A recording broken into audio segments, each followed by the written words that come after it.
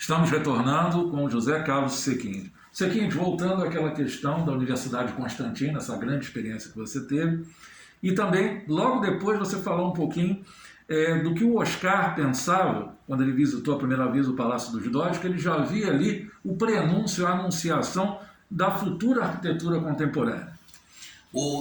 Na Universidade de Constantine, até eu teria um primeiro comentário que extrapola, digamos, a minha, o Oscar, ou o que for. Ao Oscar não, que é o seguinte: a Universidade de Constantine simplesmente foi a primeira exportação de serviços do Brasil, do país Brasil, para o exterior. Qual era a história? Ele estava na época, inclusive, sem trabalho no Brasil, porque era o regime militar que botou ele na geladeira, e ele, quer dizer, sempre no fundo foi via André Malraux. Ele acabou sendo convidado para fazer projetos importantes na Argélia, sucessivos projetos importantes. Um deles é a Universidade de Constantine, que até hoje, olhando, ela é arrojadíssima, lindíssima, é a cara dele, era um momento dele de plenitude pós-Brasília.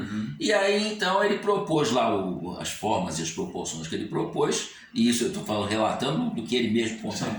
E os técnicos franceses, que ainda era como se fosse culturalmente a Argélia numa colônia técnica da França, embora fosse independente, disseram que era tudo inexequível, que caía, que as coisas, que isso não podia, que aquilo não podia, que aquilo outro não podia. E o Oscar, quer dizer, falou, não, é isso, foi lá, falou com o presidente, aí vou trazer um engenheiro brasileiro, não sei o quê. Na época, Joaquim Cardoso já tinha morrido, e o engenheiro que era a referência dele foi aquele que coordenava o escritório no qual eu trabalhava, Bruno Contarini. O Bruno foi lá e deu soluções, não, isso pode assim, isso pode assado e tal. Aí, então, começou o trabalho do projeto. Na sequência, o projeto tinha que ser segurado por uma seguradora, dizendo, porque assim era a praxe, aliás, a boa praxe de construção. As seguradoras se recusaram a segurar, porque o projeto não era feito por nenhum escritório de primeiro mundo famoso.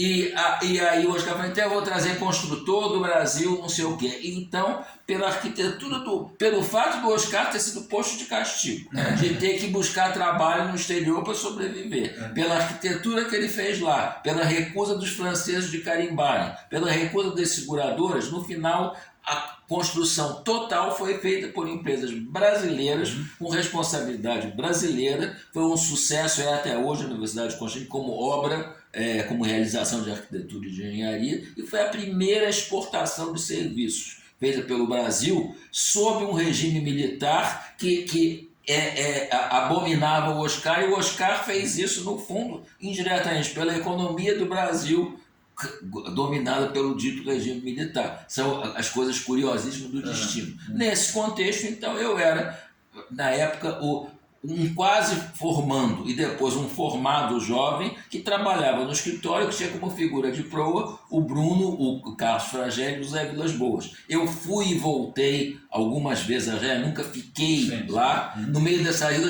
coisas, eu passei por Paris para visitar o Oscar, era a propósito de algum artigo para a revista Módulo. E também, por acaso, era no dia que se inaugurava a sede do Partido Comunista Francês em Paris. Então eu fui à inauguração com ele, e eu não conhecia, eu não tinha visitado antes, eu só vi na hora da inauguração. Até hoje, quando lembro, eu quase perco a respiração da sensação que eu tive quando entrei no auditório, que é uma cúpula, então, portanto, a parede inclinada de cúpula, a porta de abrir era uma porta de correr, era como se você entrasse num disco voador, e dentro eu nunca vi, e acho que nunca verei, um projeto de luminotécnica mais perfeito e deslumbrante. Era um mar de luz.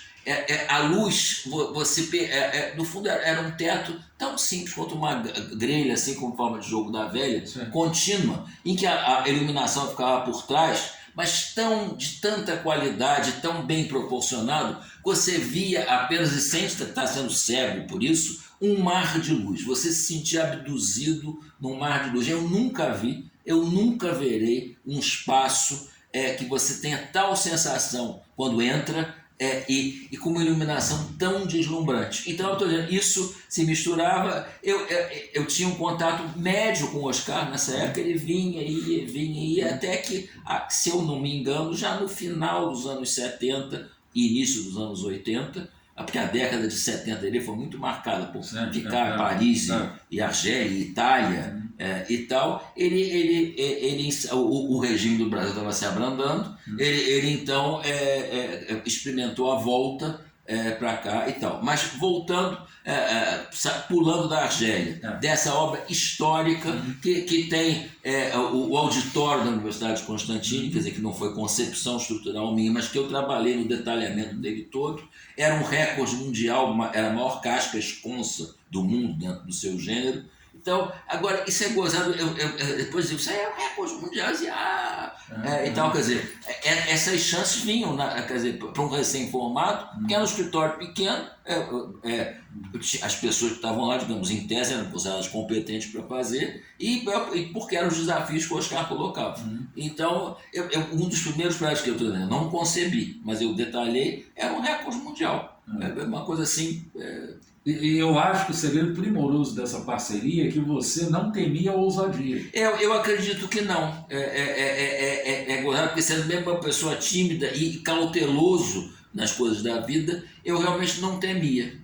Eu acho que eu sentia enorme segurança face aos 3 engenheiros muito competentes que mesmo que não os consultasse a toda hora, eu sabia que eles estavam olhando, eles estavam atentos. E quando eu tinha, claro, muitas dúvidas, eu ia conversar. Então era um colchão de segurança muito grande. Eu confesso que quando, num capítulo seguinte, 10 anos depois, quer dizer, eu passei, digamos a ser dono, entre aspas, do meu próprio nariz com a responsabilidade das decisões, eu senti, no bom sentido, saudade das pessoas e saudade daquele colchão de proteção. Mas não adianta você olhar para trás, você tem que olhar para frente. E a sua pergunta ela não podia faltar sobre o Palácio dos Doges. Porque o Palácio dos Doges houve mais de uma vez, eu não sei se até o fim da vida ele manteve essa mesma opinião, que o Oscar me dizia que era o palácio mais bonito já construído em toda a história da arquitetura do mundo inteiro. Então ele colocava isso assim num patamar supremo.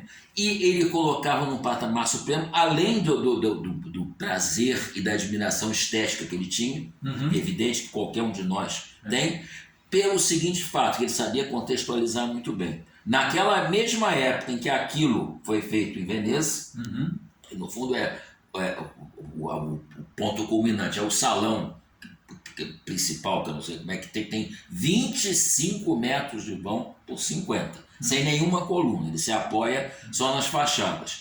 E aquilo não foi feito, aquilo foi feito empiricamente, porque não havia o desenvolvimento de cálculo estrutural que permitisse. Sim. E foi feito, no fundo, o seguinte, quer dizer, eu não sei nem quantas vezes experimentaram em outras coisas menores, até dar certo, nem eu, nem ninguém, eu nunca achei nenhum registro, eu tive curiosidade, procurei. Os venezianos eram notáveis construtores de barco.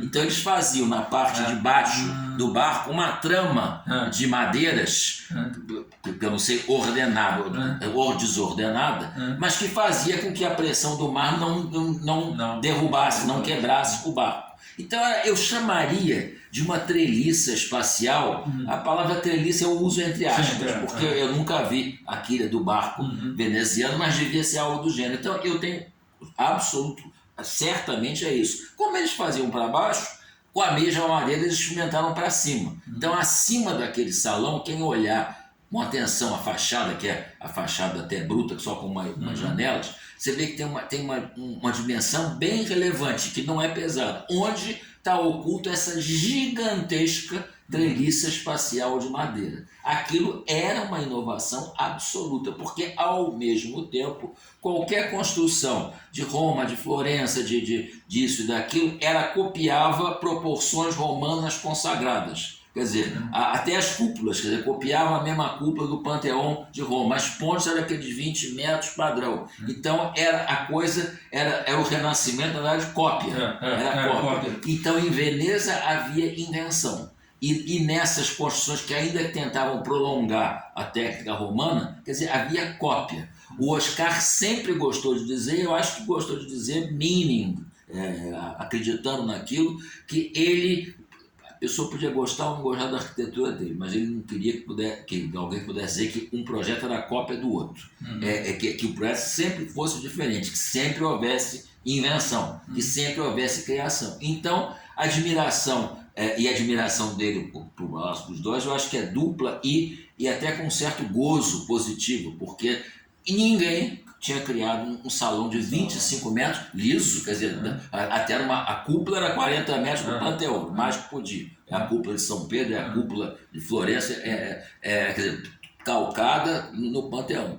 E aquilo ali foi uma revolução, mas uma revolução que foi abafada, porque quer dizer, a cópia das coisas romanas ainda perseverou por muito tempo. Quer dizer, tinha um livrinho fininho que ele me deu, eu achava que estava aqui, não está, que eu ia até mostrar, e que dizia, quer dizer, que era uma coisa ácida, que os italianos tradicionais, os romanos, os florentinos, que fizeram as maravilhas que a gente elogia, sobretudo pelas obras de arte que tem dentro, mas que eram cópias arquiteturais e estruturais, quer dizer, era a pedra aguentando no seu efeito de arco, de coisas de 15 séculos atrás, quer dizer, era do século I ou do século zero da era romana, e aquilo não, aquilo era o avant-garde, e aquilo na verdade só foi retomado quando